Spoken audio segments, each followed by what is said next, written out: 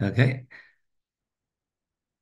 If you have an art scroll Gemara, it's Lamed Beis Aleph 32, A 32b1. And in regular Gemara, we're on the top line of the last page of the Gemara. Just put into context. Here is a copy of the page of the Gemara. Here's the end of the Mesechta, right over here on this line. And we are holding by these words, Tana Rabbanan. So today we should be able to finish, Amir Hashem, most of this blot. And tomorrow we'll make the Siyum. I hope the goal is to get to Amar Rabbi Parnach on the last narrow line at the bottom of the page. So we have some material to cover, and this is quite an amazing Gemara today, and tomorrow, very special Gemara as well. We're going to go through the Chabad Minhag of Hagbah, Gelilah, lifting up the Sefer Torah. I got my props with me here today to show you how it's done.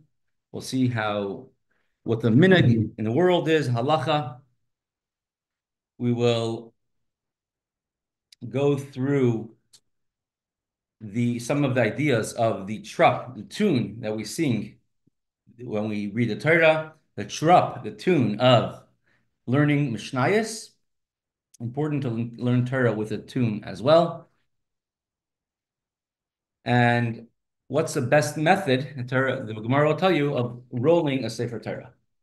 All of these things will be discussed today, Mir Hashem. And we'll start from the top line on the page, Tana Rabbanan.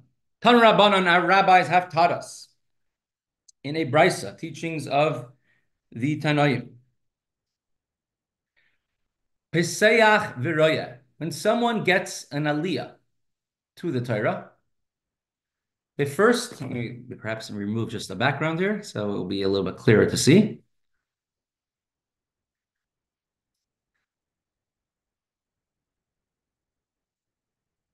Can you see the Gemara? That's right. Pesayach v'roya.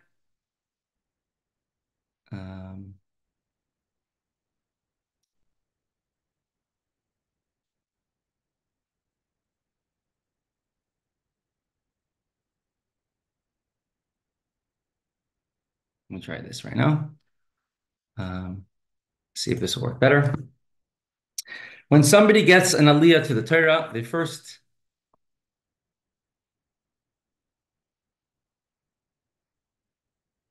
not sure what's happening. If anyone can see the Gemara? Yeah, now it's better. When you get an aliyah to the Torah, you first take your Sefer Torah, you open it up, you look inside where it is, where the place is. Then, of course, we give it a kiss. Goylel umevarech. Then he should close up the Torah once again, and then make a bracha, Baruch Hu Hashem Hambayrach. V'chayzer pesach v'koyrei. Divir Rebbe Meir, and once again he opens up the Sefer Torah and makes a bracha. These are the words of Rebbe Meir. We'll look over here at a video of the Rebbe receiving an aliyah, and we'll see exactly what the Rebbe did and what is a minhag Chabad, and how it actually is different than the custom of everyone else around the world when they receive an aliyah. So I'm going to share this computer sound. Let's see, and we're going to see how the Rebbe gets an aliyah.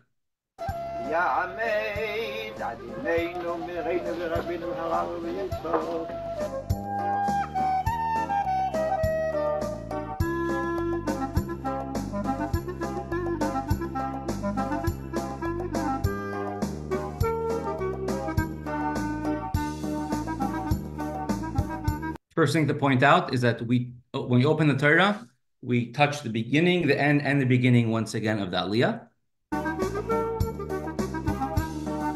Close the Sefer Torah. See an interesting thing, and this is going to be part of the Gemara. Which direction should you look at while you're saying the bracha on the Torah? Right now, you see the Rebbe's eyes are sort of closed, not looking towards the Torah, but not at the Torah.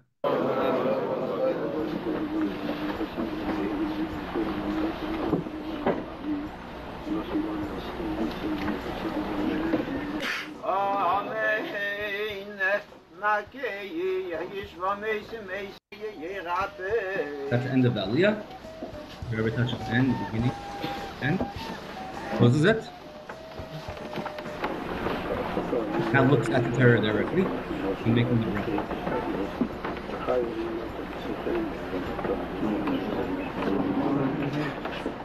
And now we're going to look at one more part of the video later, how Hagbah is done.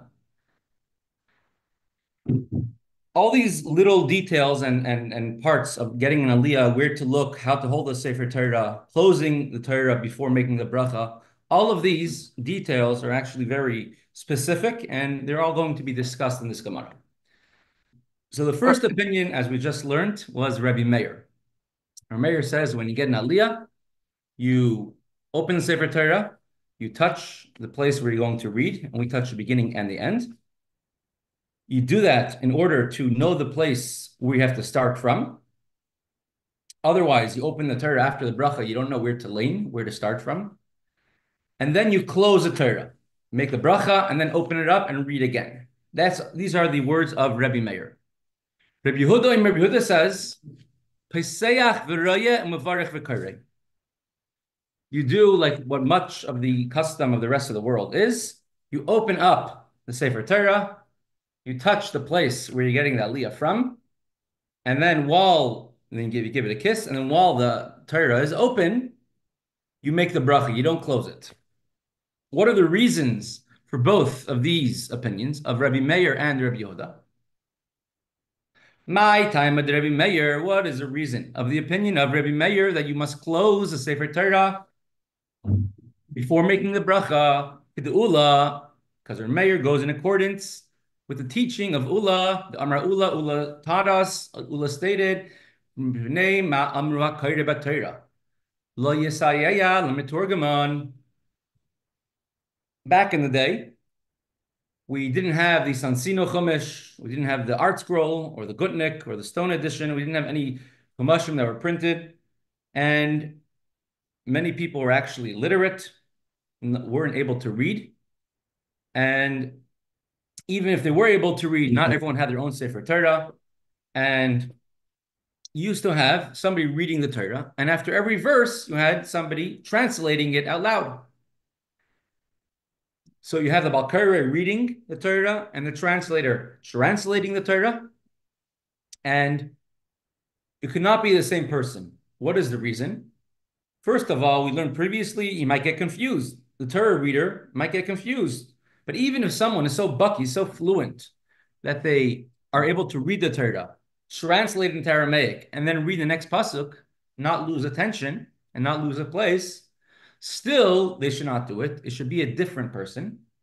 Kedei, people should not come and say, Targum katuv b'Torah. The translation is written in the Torah. I have my little Torah, I'm looking inside, and you say, Vayakam melech chadash ha-Mitzrayim shel yadas Yosef, and there was a new king who came on Mitzrayim who didn't know Yosef, and you have people in the back of the shul. Remember, every person who got an aliyah had to read their own aliyah. Therefore, those who did not know how to lane, how to read the Torah, almost never got an aliyah in shul.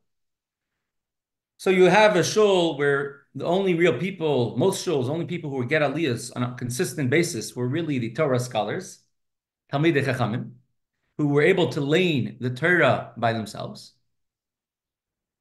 And the people in the back, they don't know what's written in the Torah. Chances are they don't even see the inside of a Torah. And they're going to come and they're going to think to themselves that if the Balkari, the one reading the Torah, is saying the Targum, the translation, that it's all written inside of the Torah.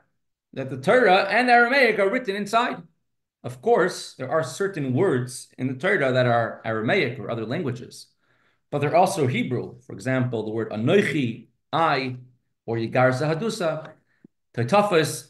These are words that are translatable into other languages as well. But a person might think that the Torah is kosher, not only the words of the Torah, but the words of the Targum, the translation as well.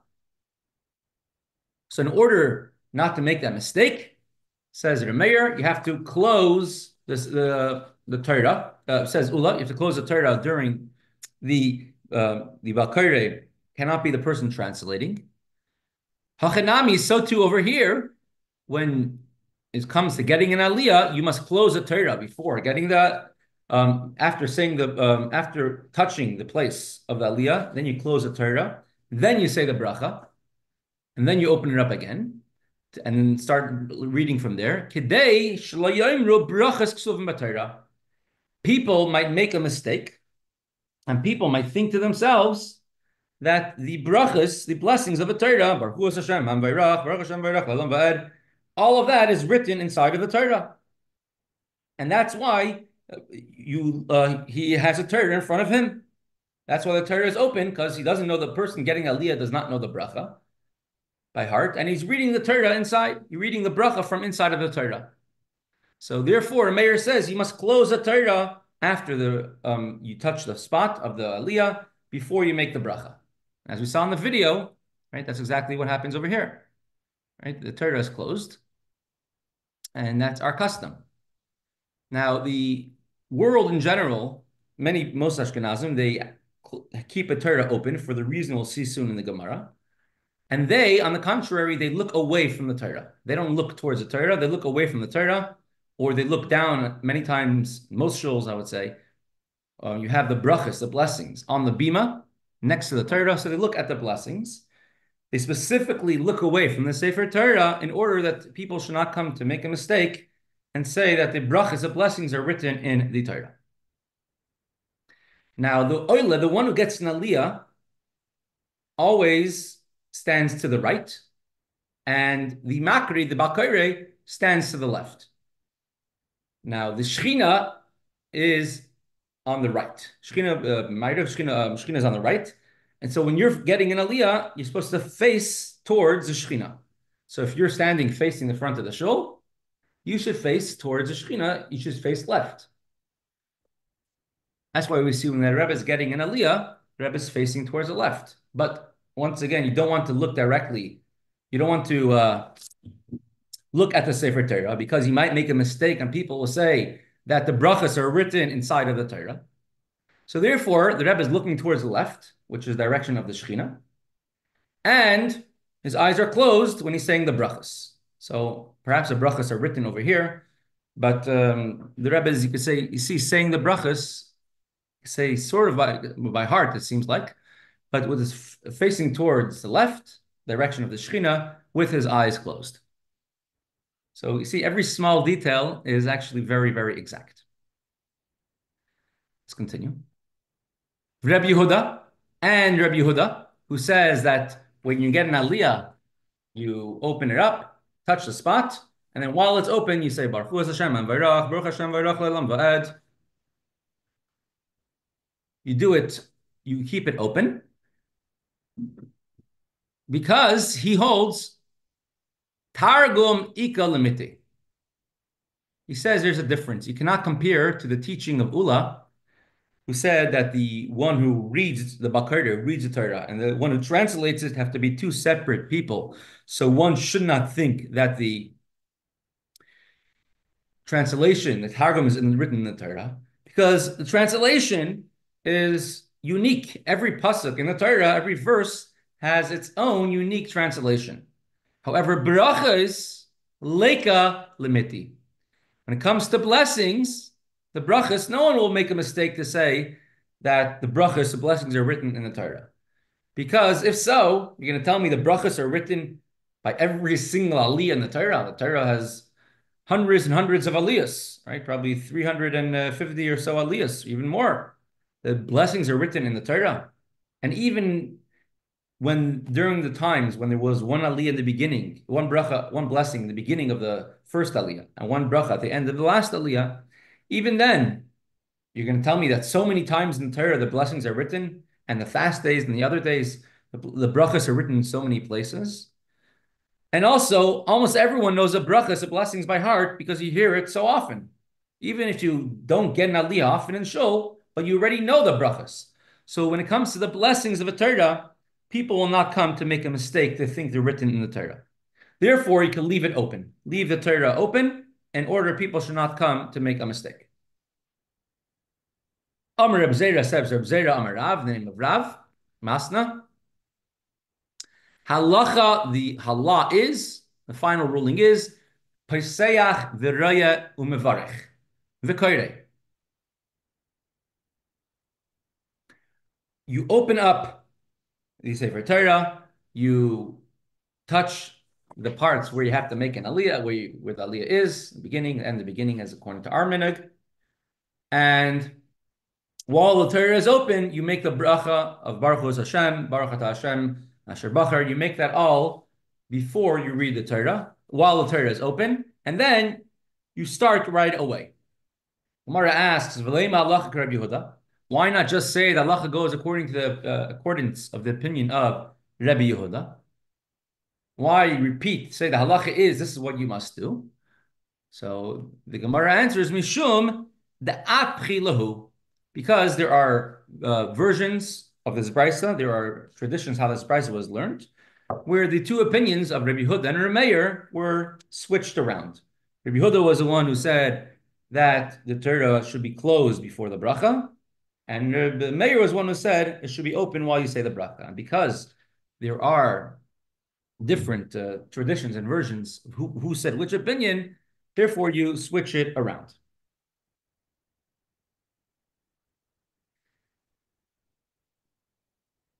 What halacha, right? We see a big divergence in actual custom. From the Gemara, it seems pretty clear what halacha is, that you have to keep the Torah open. Rashal and the Bach both say that you're making a bracha, a blessing, what you will read, you have to be aware of what you're going to read in the Torah. More than that, there's a big issue of, which we had several times, called tircha tzibura, taking everyone's time. The time of the public is very, very precious. Every moment, every person's individual time is precious, for sure. Imagine if you have one person, their time is precious. You have an entire show, you have hundreds of people. If you're taking an extra 5 seconds of their time, times that by 100, 10 seconds of their time, we're talking about a tremendous amount of time. As Rebbe says, if one does a mitzvah, brings Mashiach 1 second closer, you're not just bringing Mashiach 1 second closer, you're bringing Mashiach closer for every person, Jewish person in the world who lives now, who lived in the past. And since Hashem is in Galus and the angels are in Galus, and we can never imagine the amounts of malachim, the angels that there are, Hashem has, just the descriptions. It's a Dudav Mispar, every troop of Hashem is 100 million angels, but there's no amount of his troops. Every 1 second you bring Mashiach closer, you're bringing Mashiach hundreds and millions and billions and really infinite amount of seconds. And if you look at that, even in the US Treasury, you don't have that amount of pennies as they have other angels. And every second is a tremendous, when you multiply it by the entire nation, it's a tremendous amount. So because of tircha de tzibura, you don't want to take time, take everyone's time. So if somebody gets an aliyah, you say, Baruch Hu Hashem Amvayrach, close it up. Now you close it up, then you say Baruch Hu, you open it back up. So first off, everyone has to wait for the time that it takes to open up the aliyah, to open up the Torah. Second of all, many times, and unfortunately I have experience in this, they're tricks, but still many times it takes a few seconds to find the spot where the aliyah begins. If the Torah is already open and you point it to a spot and the person kisses that spot, so then there is no tircha de tzibura because you're focusing, the Balkar is focusing on that spot the entire time. There's also no hefsek, no interruption between the bracha, the blessing, and the beginning of the reading of the Torah. So those are the reasons why and most of the world, the halacha is that you actually read you say the bracha only in the beginning, and therefore they minimize the amount of times they kiss a Torah in the beginning and they want to minimize interruptions for everybody, when it takes time to read the Torah. But being as there's also there's opposite opinions, and definitely according to that Rizal, there's an idea why because the kedusha of the Torah should be closed during the bracha, and you also have these reasons that people might say the bracha is in the Torah, and you should face to the left to face the Shekhinah, and if you're facing to the left, then people will think the Torah, the brachas are written in the Torah. And so because of these reasons, and perhaps more Kabbalistic reasons as well, we make sure we do the Torah should be closed when we make the bracha. You don't take your face away from the Torah, you're facing the Torah the entire time, and you can keep your eyes closed as we saw in the video. The bracha afterwards, the after bracha, there is no reason. When you after you make the bracha at the end, you kiss it, and then you close it. There is no tirchat tzibur, no bother of the public, because we're not waiting for someone to start reading the Torah. And therefore, everybody that closes the Sefer Torah before the after bracha.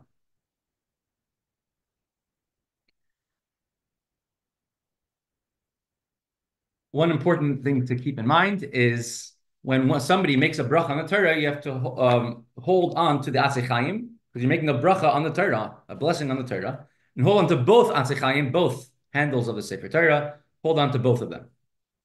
Not just one, because otherwise you're sort of taking away the Balkare. Balkare should be the one who's holding on to the other one. The Balkare is not the one making the blessing on the Torah now. You are making the blessing. The Oila is making the bracha, the blessing on the Torah. We'll continue with the Gemara.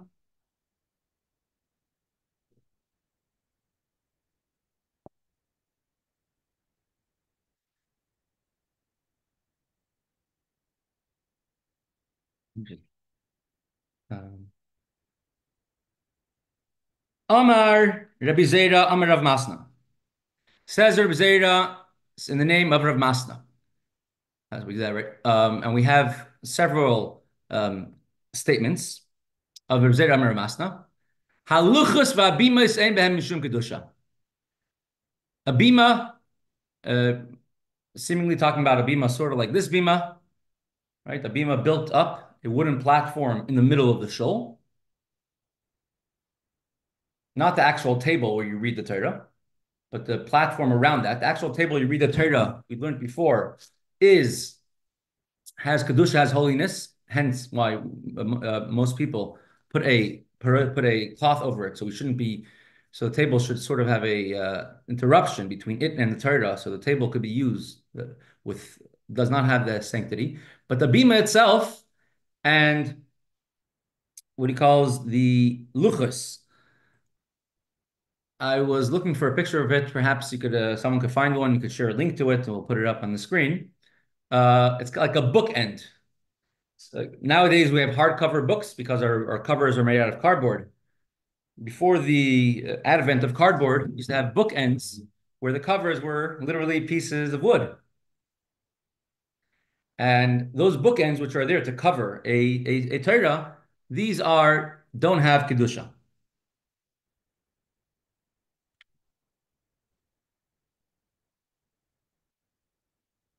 And therefore, even if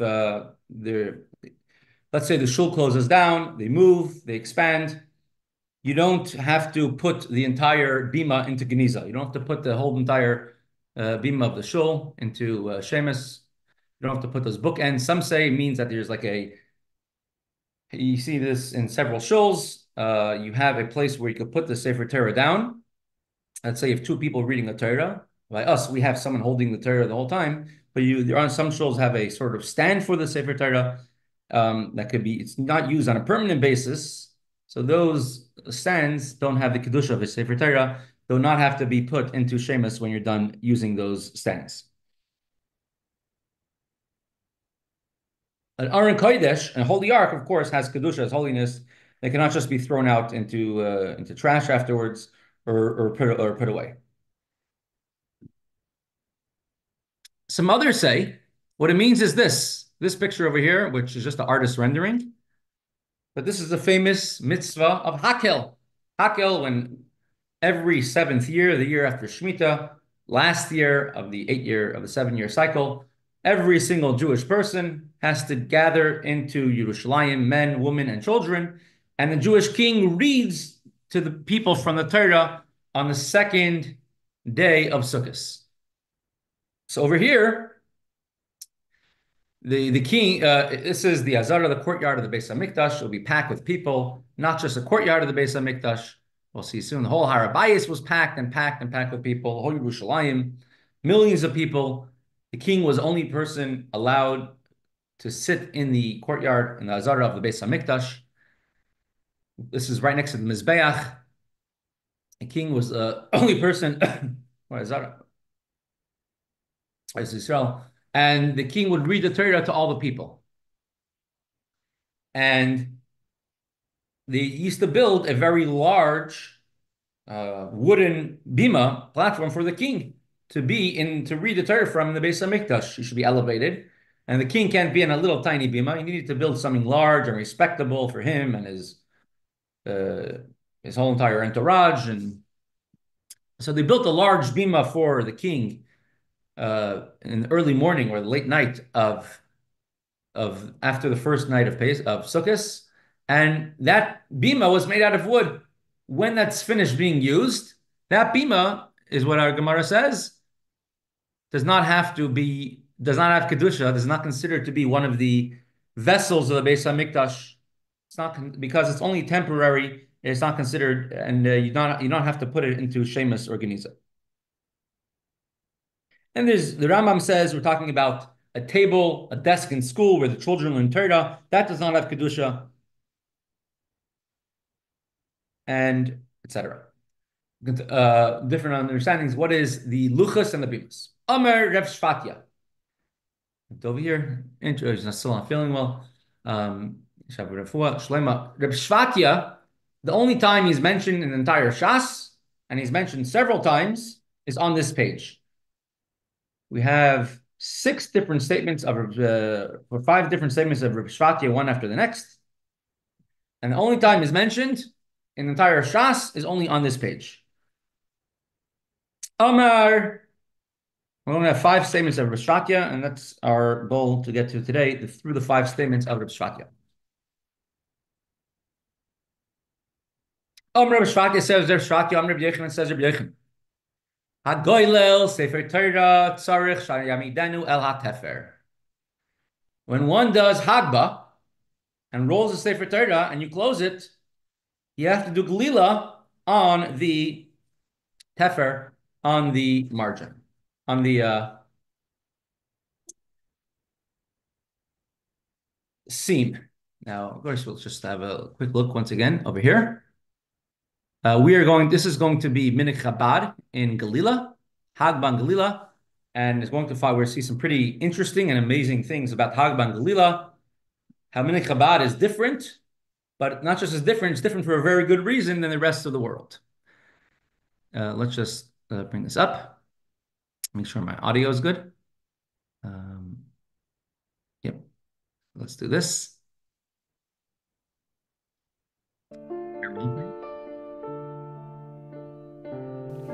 Lifting up the Sefer Torah is called Hagbah, and it reminds us of one of the most beautiful of rabbinic sayings. We think we are lifting the Torah, but actually the Torah is lifting us. Rolling up the Sefer Torah is called Gelilah, and treating the Torah almost as if it were a person. We put a crown upon it as if to say, this is the word of our sovereign, our king, the word of God himself. To do the Hagbah, we hold tightly onto the wooden handles of the Torah, ensuring the parchment in between is tight and at least 3 columns can be seen. We hold the handles and slowly pull them down the bimah and over the edge so the Torah can be levered downwards. Bending one's knees may help with this.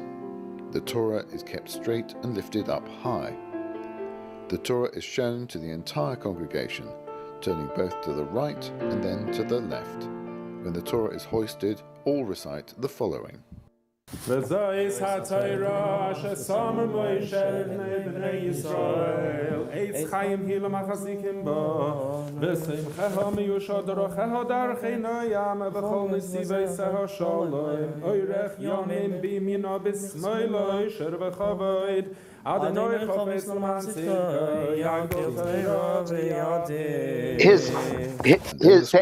hands down on the bimah and rolled closed, with the seam centered between the 2 scrolls. Then the closed Torah is lifted and you sit down holding it.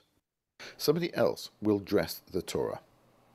Dressing the Torah is called Gelilah. First, the sash is wrapped around the scroll. Then the covering or the mantle is placed over the scrolls so the handles appear through the holes. And then the Torah is dressed with the yad or pointer, and then the crown. The person honored with performing the Gelilah kisses the Torah and returns to his seat. The Torah is now ready to be returned to the ark. All right. I have two comments. Yeah, sure.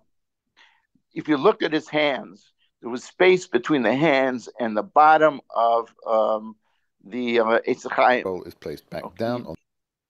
Okay, and that is dangerous, because what's happened. Yeah, see the 2 inches, the 3 inches between his hands, the 2 inches between his hands, and his hands should be right up to the edge of the Eitz Chaim, because it gets better leverage that way. The Torah is mamish settled in his hands. This way, it can tip forward, and if he has weak wrists, it ain't going to be good. The second thing is that I've been told that I can't find the source for it, but he rolls the Sefer Torah. That's the Gelilah. That's the most important part, really, is the rolling. And I was told that it's custom for the Gelilah is to tighten it. The guy rolls it first, and then the Gelilah tightens it. He also gets a part of the Gelilah. So I don't know who did this. But a third point that's perhaps even more important is when he finishes doing it, the Torah is backwards. You're supposed to, when you put the cover on facing the Magbia, you're supposed to turn the Torah back around to face face forward. They didn't show that part. So, and the seam should be in the middle. Also, words, when it's right. I think when he puts it down, that's it. Reb Label, we're making our own video. Of the seam is in the middle. Okay. It is, but they don't mention it. And also they don't show him turning it back around because the Torah is backwards. It's the mantle is facing the Magbia still. Right. We got to make our own one. except I think I'll be Shulchan Aruch, right? Shouldn't you be holding it towards your heart? And so it's like not facing, but it's not with its back to the. You know what I mean? No, I think that it's like a semi facing, 3/4 facing. 1/4 facing you, 1/4 facing the Aron Kodesh. I don't know. I mean, I think there's some opinion like that, but it's definitely a machlokas of somebody or other. Where you have to hold it. Pardon? So where you have to hold it while you're doing Hagbah? When you're sitting, the Sefer Torah should be not tight to your chest. It should be open towards the congregation a little bit, I believe. Okay. We can look it up. We can look it up after. I'm not. Right, it's probably more of a minhag type of thing. Yeah. But in a way that's harder because you have to physically hold it the whole time. Yeah. Interesting. So, what's the reason when you do a Gelilah, you have to do it on the Pfeffer? So, in order, it says, right, Shaloi Kareya, it should not tear. Because if it tears, if the Sefer Torah tears, because you're having two tight parts like this, if the Sefer Torah tears, it should at least tear on a place where it's easy to be repaired, which is a Pfeffer, which is somewhere which is a seam sewed together, as opposed to tearing Al-Aksav in a place where it actually has words written on it. And for that reason, we actually leave about, I think, 3 etzba'is, about 4 inches on the top and the bottom where it's not actually sewed shut. I brought up another picture of the Sephardi Sefer Torah. Over here, you see they actually do it in a very beautiful way. But they pick up the entire Sefer Torah with the wooden case. The main purpose is we do a Hagbah mainly like this, right? There are times where some people do Hagbah sort of like this. So everybody should be able to see the written part, seeing the Ksav. All right, we do Hagbah more like this, and you have to do Hagbah for longer because you have to go all around. Everyone should be able to see the Ksav. I think we do that mainly for safety, that it's easier to hold the Torah that way, as opposed to crossing your arms when you're doing Hagbah and then going like that, and then putting it back down, crossing your arms. It's much more riskier. And but Sfardim, at least, I mean, it's much heavier than our Sefer Torah, but they have a easier way. They don't have to bend their arms around when they do it. There are certain Now, people. I'm going to say, you notice the guys are not pointing with their fingers; they're pointing with a closed fist. You know, I saw in a Sefer that it's not really etiquette to point with your finger, but it became a thing where the guys point with a finger to try and read. But here you see that they're close with a closed, with the fist that's closed, the knuckle they're pointing with. Interesting. I believe they're actually holding the corner of their talus also. Yeah, yeah. With the tzitzis. Yeah. You used to daven in the Sephardi Minyan in Providence, right? Yeah. So that is, we do it on the seam. So if it tears, it should tear on the seam. Also, Florida we lean primarily out of a Sephardi Torah. So yeah. Saying that's who it's like it's the Chabad house, and that's who gave a Torah to the Chabad house. Yep. We had the same thing. I think it was in Hebron and in Venice. We lean mainly out of Sephardi Sefer Torah. It's much easier to read the Torah, to lean the Torah, because you don't have to look down. You look straight ahead. Until you get to the bottom of the Sefer Torah, and then you're bending down to try and Right. So I'm saying, but if you're leaning on an Ashkenazi bima, which has a slant, it's a lot harder. Yeah. The Amar Reb Shvatya, Amar Rabbi Yochanan says Reb Shvatya in the name of Rabbi Yochanan, Hagoylel Sefer Torah, Hagoylel mibechutz, ve'ein goylel mibifnim. Here is a practical way of when you're being goylel Sefer Torah.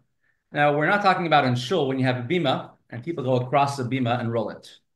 Talking about when it's a one-person job, and mainly if you have a Rebbe teaching Torah, and now he has to go from one parsha to the next parsha to the next parsha.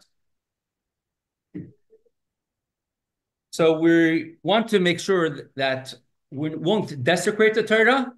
We also want people should be able to see the words inside. So when you're being Gelilah, when you roll a Sefer Torah from one section to another, you should position it like this, and then roll this one, rolling it towards himself, rolling it towards the outside, towards the inside. That way, he won't lose control. And if he drops something, God forbid, it will drop onto his lap. So here's my Sefer Torah. I'm trying to go from point A to point B, and God forbid he drops it. It should drop onto his lap. But if he's going like this, right, pulling this one upwards, if God forbid he drops, it will drop onto the ground, and that will be a Chilul Sefer Torah, and everyone there will have to fast. So therefore, when you roll, pull this one. However, after you found the area that I'm looking for, right? So I go look, oh, finally I found what I'm looking for, right? And you can see very clearly this Sefer Torah. I mean, it's a child's play Sefer Torah, but the children played with it. And the good thing is we have a Pfeffer, we have a seam. As you see, it was ripped on the seam at one point. Well, now I found my spot, and now I want to tighten it. And again, the Rav is holding it like this. So then, one part's on the inside, one part's on the outside. Tighten it from the outside. Tighten the inside one and towards the outside. I don't tighten it from this side. I'm tightening it from that side. Because I shouldn't extend my arms over the text of the Torah. Now it's like this. Everyone should be able to see it. So I should be tightening this one, not this one. Because it's a mitzvah for everyone to be able to see the words of the Sefer Torah. So therefore you use that eitz, you should tighten by using the outer eitz Chaim.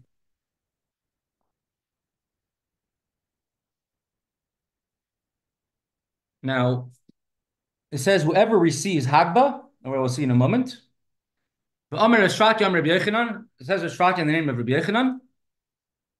If you have 10 people who were reading the Torah, meaning a minyan, Hagbah is actually greater than any aliyah. And you call the greatest person to do Hagbah. Nowadays, many people think Hagbah, Gelilah are not as honorable. Go to Rosh Hashanah and Kippur to shul, you're going to buy an aliyah, let's say for $500, and Hagbah, Gelilah, you'll buy for $200. People don't give as much respect to Hagbah and Gelilah. However, truth is, the Hagbah is greater than any of the aliyahs. And therefore, you should give it to the most honored person in the shul.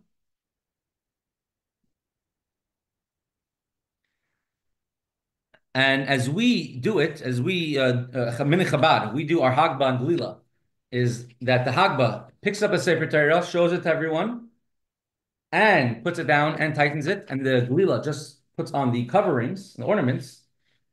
So the Magbia, the one doing the Hagbah, does all the different aspects of the different understandings of what's the greatness of Hagbah, whether it's showing the Torah to the people, or whether it's closing up the Sefer Torah. So all of those things are done by the same person. But the Minhag Olam, the Minhag of custom of the world, where they do Hagbah, and then they sit down, and then the Gelilah comes, and the Gelilah puts his hands on top and closes the Sefer Torah. So that Minhag, you are missing by the Mehatke, the tightening of the Sefer Torah is not part of the person doing the Hagbah. And there's all the different aspects of the Torah is a Gelilah. Gelilah is the one who rolls it. So if you're not rolling it to close it, you're not doing the complete Gelilah. So what we in Chabad call Gelilah is not really the real Gelilah. What's real Gelilah is a Hagbah and the covering up. And therefore, you should give Gelilah, which is Hagbah, to the greatest person. And he receives the reward of everybody. What? I want to ask. The Amar Yeshua ben Levi, for says Yeshua ben Levi, 10 people, minyan, which gathered to read the Torah. Hagoyel sefer Torah kibel schar kulam. The one who receives Hagbah receives the reward of everyone. What does that mean? Let's say there's 100 units of schar. So now this person receives all 100 units. The Gemara asks, Kulan sakataitach. What about everyone else came to shul? They read the Torah, they got aliyahs, they daven, they said kedusha, and all their reward goes to this one individual. Rather, you should say, kibel schar keneged kulan. He receives an equivalent award corresponding to everyone else. So everyone receives, let's say, there are 10 units of schar. I'm just making up a number of reward, and this person who did Hagbah, he receives corresponding to everyone else. So he gets his own 10 units plus an additional 90 units equal to everybody else. Now, you can learn and see. Why can't you learn it like he gets the same schar as anyone else? Why can't you read it that way? Meaning that what? Just like everybody gets schar, he gets schar like everybody else. Mm-hmm. But he's greater than everyone else. How is he greater? Where's this? Right? No, tell schar. Kulan, correct. Okay. Or how is he greater than everyone else if he's just equal as an aliyah?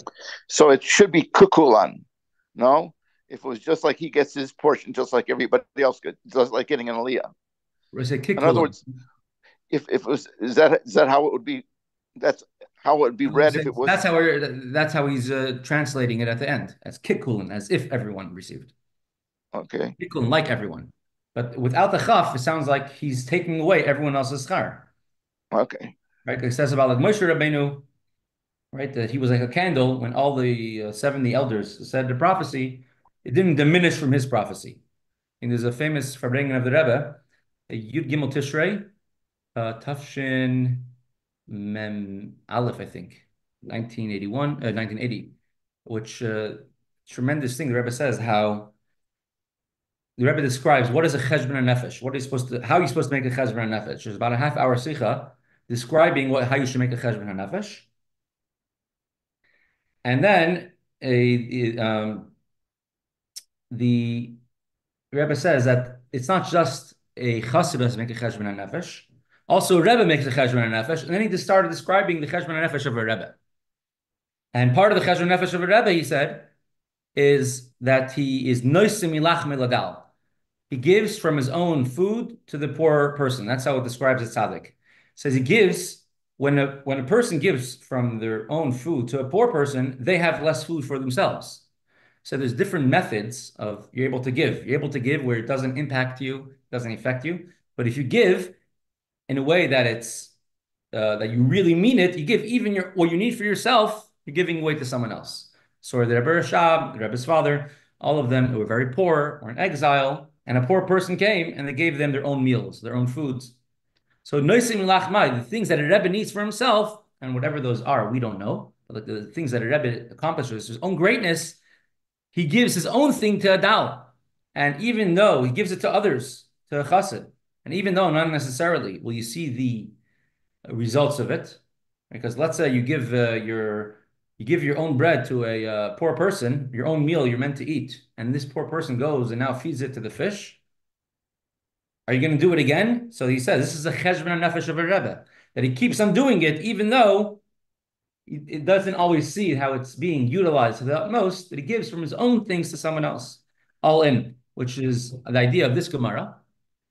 Because look at this Gemara, something so unique, so special. Just look at the message of his Gemara. And the Ben Ish Chai brings this idea, based on what it says in Pirkei Avos, that if you learn a lot of Torah, you give you a lot of sachar, a lot of reward. You have those who get an aliyah, who read Torah, learn Torah, teach. But then you have somebody else who maybe does not have the time to learn Torah. Why? Because he's busy bringing the Torah to everyone else. He's doing Hagbah. He's showing the Torah, showing the words of a Torah to everyone. He's bringing the Torah off of the bima, out of the shul, and going to every person in the shul, even those who don't understand, and even those who think that Targum is written in the Torah, and might think the bracha is written in the Torah. And every single person, individual, and he goes, brings the Torah to every single person. Now, he did not get an aliyah. He might think, I'm a second-class citizen. I didn't get an aliyah. I didn't get to read the Torah. What does our Gemara over here say? Rabbi Yeshua ben Levi says, and Rabbi Shvat Rabbi Yechanan, that noitas schar keneged kulon, kibos schar kulon, they receive the reward. The greatest possible thing we could do, greater than learning Torah for ourselves, is to teach Torah to others, bring the Torah to somebody else, even if it could mean that our own learning might be affected because we're able to bring Torah to someone else. So that is the greatest thing. That's what the message of Gemara is, the greatness of Hagbah. And that's why you call it Gadol. And it fits with very well. Usually you call a strong person in shul to do Hagbah. And Gadol means a great person, a person who goes and does a good deed to help someone else. And of course, we know what the Rebbe says. Our Rebbe tells us that if you go to help another Jew, then Hashem will Hashem will give a blessing in your own Torah, and it will literally be elef pamukacha, that we are able to, usually takes 1,000 hours to learn. It's going to take you 1 hour to learn, to accomplish, because you're always constantly going to help somebody else. Fine. We are holding the second to last Amr B'Shvatya, 2 more Amr B'Shvatyas, and then Parnach. We're going to talk about the idea of a baskal, a godly heavenly voice. When do you know when you should pay attention to a heavenly voice? Talk about the idea of shalom. Everyone has to get along, especially Talmidei Chachamim, 2 Torah scholars, 2 rabbis in every city must get along with each other. And then we're going to have a siyum, there's a special siyum that the Rebbe made. We'll bring some points from there. And definitely would love to invite everybody tomorrow in person in B'nai Munah. We'll make the siyum. We'll have a brunch, we'll have pizza and lots of good food and drink over there, Mirz Hashem. So everyone is invited to come 11 to 12. Prepare some good vart to say, something to share. We're going to conclude today with lesson number 7 on the Beis HaMikdash. And Shkoyach, thank you everybody for joining. Reb Label, Mike, Kira Moshe, Mr. Nadich, of course, Mendel, Reb Baruch. I'll bring up the video on the screen. And yes, Shkoyach.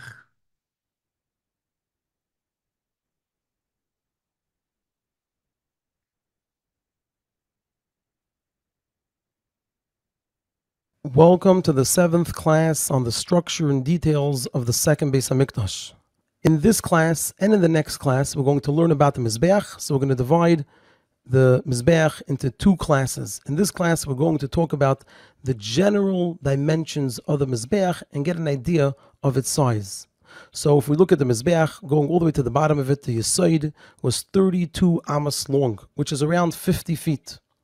Now the Yesod over here was only on the west of the Mizbeach, which is this side right here, and on the north of the Mizbeach. As you can see, it doesn't extend here on the south. It also did not extend here on the east. However, it extended an amma out of each end, which means it didn't come to an end right at the corner, but it went an amma outwards into the south side. Same thing over here. At the corner, it didn't end right at the corner. It went an amma into the east side. And so it totaled 32 amas, which, like we said, is around 50 feet. Regarding the ramp, it was also 32 amas. However, combined, they did not take 32 plus 32, which is 64 amas. They didn't take up 64 amas of the floor, but rather they took up 62 amas. And the reason for that is because the ramp overlapped 2 amas of the Mizbeach. The ramp went over the Yesod, or the area of the Yesod, and the Soiviv, which were each an amma wide. So you take off 2 amas and it's 62 amas. And 62 amas is around 97 feet. Now regarding the height of the Mizbeach, so the height of the Mizbeach with the kronis, with the corners, was 10 amas, which is around 15 feet. Now to get a sense of these sizes, so we have a picture here of 770. So regarding the 50 feet of the Mizbeach, all the way at the bottom of by the Yesod, so it's around from this wall over here until this wall over here, and it's from the front wall behind the Aron Kodesh all the way to around here. That's the size of the Mizbeach, looking at it from the Yesod. And then, regarding the height is around the height of the ceiling here in 770, which is around 15 feet. And then regarding the length, when you include in it also the ramp, so we'll see over here how much it extended, how long it was. It's around till here, meaning from the front wall of 770, you have the Mizbeach, and then you continue with the ramp. It'll extend to around over here. And with that, we'll end this class on the Mizbeach. And in the next class, we'll go into more details about the specifics of these dimensions, as well as some other things about the Mizbeach.